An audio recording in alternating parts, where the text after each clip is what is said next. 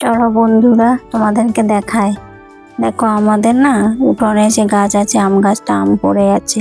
আমগুলো এখনই ছোট ছোট আছে। দেখো আমগুলো যদি এখনই পড়ে যায়, পেকে গেলে কি আম পাবো? তো প্রত্যেকদিন ভোরবেলাতে উঠেই দেখি যে গাছ থেকে আম পড়েছে, আর উঠোনের মধ্যে পড়ে তো দেখা যাচ্ছে। দেখ আমি আমগুলো কুড়িয়ে দেখাচ্ছি তোমাদেরকে কতগুলো আম পড়েছে। তো এখন ভোর 5টা মতো বেজে গেছে। দেখছো আমগুলো এই বড় বড় হচ্ছে, আর আমগুলো এখন কুড়িয়ে রাখছি। আর এখন আম তো খাবো না, যেহেতু আম পুজো না হলে আম খাওয়া হবে না। তো শুধু আমগুলোর মায়া লাগে জানো। এখন থেকে আমগুলো যদি খসে পড়ে যায় তাহলে তখন পেকে গেলে তো আম পাবোই না।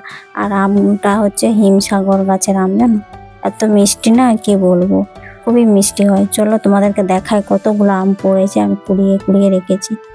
এগুলো কুড়িয়ে কুড়িয়ে রাখছি, তো কেউ যদি চাই তাকে দিয়ে দেই ছোট। হ্যালো এভরিওয়ান, গুড মর্নিং সবাইকে। আমি সবিতা নতুন দিনে নতুন আরেকটা ভিডিও নিয়ে চলে এসেছি। আশা করছি আজকের ভিডিওটা বেশ ভালো লাগবে। তো আজ হচ্ছে বুধবার, আর এখন দেখো বন্ধুরা আমি সকালে ঘুম থেকে উঠেছি।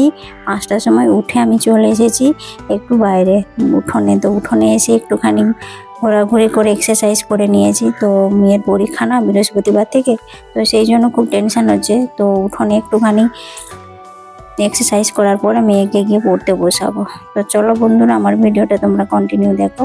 আমি সারাদিন আমার আর্লি মর্নিং কীভাবে কাজ করি তো সেগুলোই তোমাদের সাথে শেয়ার করব।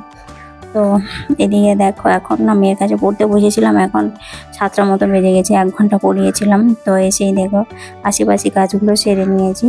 তো সারার পরে এদিকে এখন একটুখানি ওই বারান্দার ওইখানটাতে ঝুল মতো হয়েছিল, তো ওই দিনের ঝুলটা ঝেড়ে নিয়ে আর গাছগুলো যত উইন্ডোর প্ল্যান্টের যে গাছগুলো ছিল এখানে রাখা ছিল, তো এখানে না জল দেওয়ার সময় ধুলো কাদা বালি হয়ে যেত। সেই জন্য এখানটা ভাবলাম যে আজকে জল দিয়ে ধুয়ে পরিষ্কার করে নেবো। তো সেই জন্য দেখো জল নিয়ে এসেছি, আমি ওখানে ধুয়ে পরিষ্কার করে দিচ্ছি। আর অন্যদিন আমি কি বলতো শুধু ঝাড় দিয়ে পরিষ্কার করে নিই, কিন্তু জল দিয়ে ধোয়া হয়নি। আর এই যে জল দিয়ে ধুতে গিয়ে একটা কাজ পরিষ্কার করতে গিয়ে আরেকটা কাজ আমার বেড়ে গেছে। তো এমনি এখানে আবার জলের সমস্যা জানো বন্ধুরা। তো এই যে পরিষ্কার করছি, এই যে জলটা পুরো উঠোনে গিয়ে পড়বে। এবারে উঠোনে গিয়ে পড়বে মানে উঠোনে যে এখানে কাদা টাদা হয়ে গেছিল সেগুলো এখন উঠোনে গিয়ে কাদা হয়ে যাবে। তো আবার উঠোনটাকে পুরোটাই ধুতে হবে। তো একটা কাজ করতে এসে দেখো কাজ বেড়ে যায়। তো এরকমই হয় গৃহিণীদের, মানে সংসারের কাজ না, একটা কাজ করতে যাবে পরিষ্কার করতে গিয়ে আরো যে কত হাজার কাজ বেড়ে যায় পরিষ্কার করার জন্য। তো কাজ সবসময় বেড়েই যায়। তো ওইদিকে আমি পরিষ্কার করে চান টান করে নিয়েছি। আর এইদিকে দেখো কলের মিস্ত্রি এসেছে। তো আমাদের ওই বেসিনের পাইপটা না নষ্ট হয়ে গেছে, তো সেই জন্য মিস্ত্রি এসে পাইপগুলো লাগিয়ে দিয়েছে। তো রান্নাঘরটা লাগাচ্ছে, আর বেসিনের কাছে যেখানে হাত মুখ ধোয়া হয় তো সেখানটা লাগিয়ে দিয়েছে। তো এদিকে আমি চান টান করে চলে এসেছি। তো আমার গোপাল সোনাদেরকে দেখো আজকে সকালে ঘুম থেকে উঠে চান টান যেহেতু গরম পড়ে গেছে সকালে চান করিয়ে দিই। তো একটা সুন্দর কটনের জামা পরিয়ে দিই। আর ফ্যানটা সবসময় চালানো থাকে, ওদের কাছে একটা ছোট স্ট্যান্ড ফ্যান আছে। তো ওদেরকে আজকে দিয়েছি বিস্কুট আর দুধ নকুলদানা, আর গোমাতাকেও দিয়েছি। তো গোমাতাকেও দিয়ে রাখি, আর গোমাতা আমার গোপাল সোনাদের কাছেই থাকে। কি বলতো আমরা যখন বাড়িতে থাকি না না তখন গোমাতাকে বলে যাই, তো গোমাতা ওদের খেয়াল রাখে। তো এদিকে সকালে এখন টিফিনটা বানাবো। তো টিফিনের জন্য আমি দেখো এই চানা মশলাটা বানিয়ে নিচ্ছি। আর আজকে একটা স্পেশাল দিন আছে বলে যেন সকাল সকাল ব্রেকফাস্টে আমি মানে এটা চানা মশলাটাই বানিয়ে নিচ্ছি। তো আর হচ্ছে ব্রেডে আছে বাটার দিয়ে সেঁকে এটা খাবো সকালের টিফিন। আর দুপুরে সেরকম রান্না বান্না কিছু করিনি, যেহেতু আজকে একটা স্পেশাল দিন, স্পেশাল মানুষের। তো সেই জন্যেই ভিডিওটা তোমরা যদি দেখতে চাও স্কিপ না করে তাহলে বুঝতে পারবে স্পেশাল দিন কিসের উপলক্ষে হয়েছে আর স্পেশাল মানুষটা কে বা। তো এদিকে দেখো খাওয়া দাওয়া করে নিয়ে এখন আমি চলে এসেছি বিছানাটা একটু ঠিকঠাক করে নিতে বেডরুমে। আর সকালে না খুব তাড়া থাকে, আর মেয়ে পড়তে বসেছিল সেই জন্য এখানে মানে চাদরটা চেঞ্জ করাও হয়নি। তো ওই জন্য এখন একটুখানি হাতে রেস্ট পেয়েছি, কাজ এখন খুব কম আছে। তো সেই জন্য রান্না তো বেশি কিছু করি না, ভাত করেছি আর ডাল করেছি, আলু সেদ্ধ, পাঁপড় ভাজা আর দই আছে, তো সেটা দিয়ে খাওয়া হয়ে যাবে। যেহেতু রাত্রের বেলা একটা স্পেশাল আছে,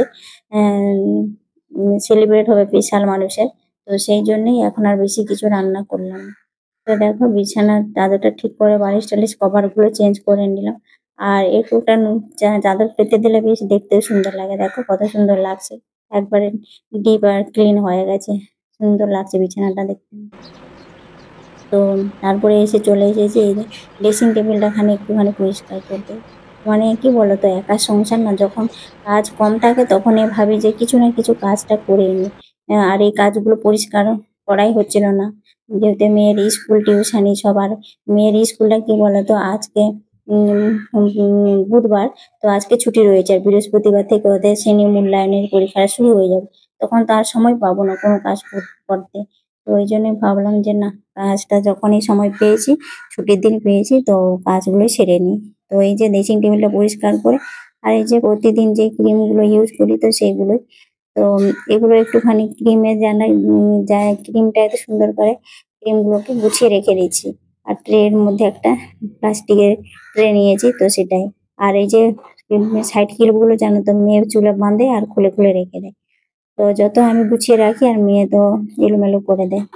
তো ঘরে একটু বাচ্চা থাকলে এরকম করবে, যত পরিষ্কার করো। তো এদিকে আর ড্রেসিং টেবিলটা হচ্ছে আমাদের হচ্ছে একটা মানে শখের জিনিস। তো সেখানে গিয়ে একটুখানি নিজে কে একটুখানি দেখি কেমন সুন্দর লাগছে, কিরকম লাগছে ড্রেস পরে। কোনো কিছু ভালো নতুন কিছু ড্রেস পরলে আমরা গিয়ে আর কোথায় যাই, ড্রেসিং টেবিলের কাছে যাই না? তো সেইখানে গিয়ে একটুখানি সাজুগুজু করি। তো নিজেকে কেমন লাগছে দেখতে, তো সেটাই করি। তখনই দেখো এই ড্রেসিং টেবিল আছে এলোমেলো হয়ে যায়। তখন সুন্দর করে দেখো ড্রেসিং টেবিলটা সাজিয়ে গুছিয়ে নিলাম। আর একা সংসারে আমার জানো তো, সংসারে সব কাজ একাকে নিজের হাতেই করতে হয়। তো একা নিজের হাতে করে কোনো কিছু অসুবিধা নেই করতে। সংসারকে কাজ ভালোবেসে করলে কখনো কোনো কাজ কষ্ট হয় না করতে। সংসার ধর্মে যখন পা দিয়েছি, আর সংসারটাই যখন মেনে নিয়েছি, এটাই আমার ধর্ম, এটাই আমার কর্ম। তো সংসারের সবকিছু ধর্ম, কর্ম, দায়িত্ব সবকিছু নিজের কাঁধে বয়ে নিয়ে চলে যাব। তো কোনো অসুবিধা নেই। উম তো এদিকে একটুখানি চলে এসেছি, দেখো এখন সন্ধে হয়ে গেছে।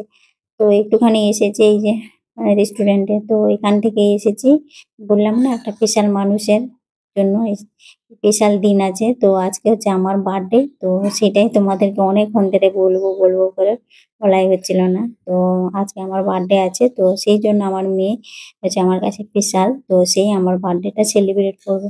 তো সে কিছু কিছু পয়সা জমিয়েছে, ওর বাবা যেহেতু তখন ডিউটি করে আসলে ওকে দেয়।